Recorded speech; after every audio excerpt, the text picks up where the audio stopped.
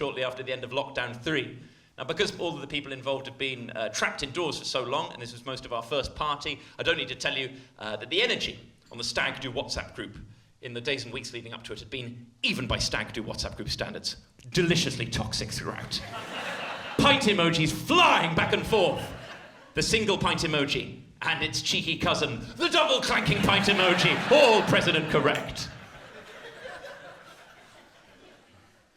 The best man wanted to make sure that we were all at full double clank energy at the start of the Stag Do, so he got us all to sit down and he delivered quite the keynote speech. He just looked over us all and he said, "Lockdown is over, the boys are back in town." Feel the shiver down your collective spine at that. Lockdown is over, the boys are back in town. We were at a go-karting centre in West London at 9 a.m.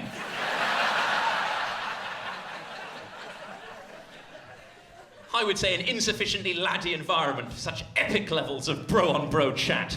Who are the boys, I hear you ask? 9 management consultants and 1 stand-up comedian? Between the ages of 27 and 42. Waiting to be briefed about the rules of go-karting, alongside 3 other groups of carters, all of the rest of whom were children. What did they make of us? What did the 9-year-old's birthday party make of the phrase, "the boys are back in town"? Did I see one of them downing his fruit shoot extra fast as a tribute to our majesty? Go-karting instructors have a tiny bit of authority for 20 minutes of their week, and they relish every second of that authority. He was insistent that we wouldn't be able to handle the course. This was the expression to which he returned time and time again. At one point, he got right up in my friend's face and he said, "Are you sure you'll be able to handle the course?" And my friend replied, "Yes, I drove here today in my adult car."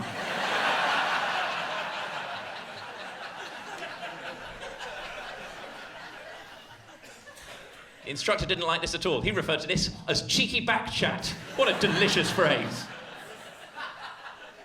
He was keen to steer us away from the cheeky back chat. At one point he said that if we broke too many rules during the race, that we would have to be pulled over for re-education. What needlessly sinister phrasing that is. Pulled over for re-education, especially to quite a posh bunch of boys. Our education cost enough the first time around, thank you very much. Can't call up Ma and Da, telling them they've got to dip into the pension because I've burnt too many oranges at team sport karting.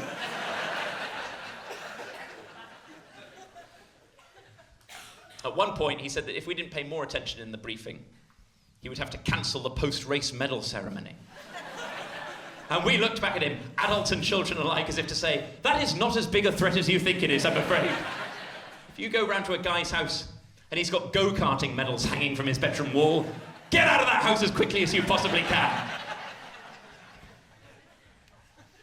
Not having a pop at go-karting, I should say. It's obviously a vital part of the Stag Do smorgasbord.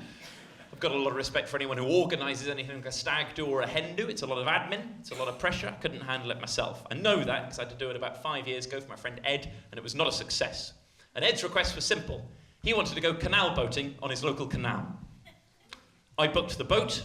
We arrived at the dock in the morning to discover that the boat had a max capacity of 12, and we were a party of 13. And my punishment for being the chief architect of this baker's dozen snafu was that I was the twat who had to spend the entirety of the 2 hours walking along the towpath next to the canal, trying to join in with the nautical banter from the humiliating safety of dry land. Any of you ever shouted, "Aye, me hearties" from a cycle path? It's a low point when you know in your soul you're not one of the hearties. Later that day, I'd organised a trip to a beer factory where, due to another admin error, we had enough time to tour the factory, but not enough time to drink any beer at the end of it. I quite literally failed to organise a piss-up in a brewery. That's why I'm not even usually on the Stag committee. Obviously, a lot of admin does go into these things. There'd been a lot of admin gone into this Stag Do after the lockdown. The best man revealed at one point during the day that he'd printed off masks of the groom's face for us all to wear. What a twist this was. We all to wear masks of Andy's face. There we all were, nodding at each other, going, look at us, we've transformed into an even more homogenous group of white men than we were before. We're the biggest legends in this gastropub. Even Andy had to wear one. He wasn't delighted by this turn of events, wearing a mask of his own face on his stag do. At one point he said, "But I'm already me." What an existential crisis to have to grapple with on your big day. Also, he wore his mask most of the afternoon. He had a lot to drink. At one point, he stumbled into the pub toilet to be sick. He returned to tell a story of how he'd gone in, lifted up his happy, fresh-faced start-of-day mask to reveal the blotchy hell underneath it, hurled disgustingly into the bowl, and then Dorian Grayed himself straight back into his own stag do.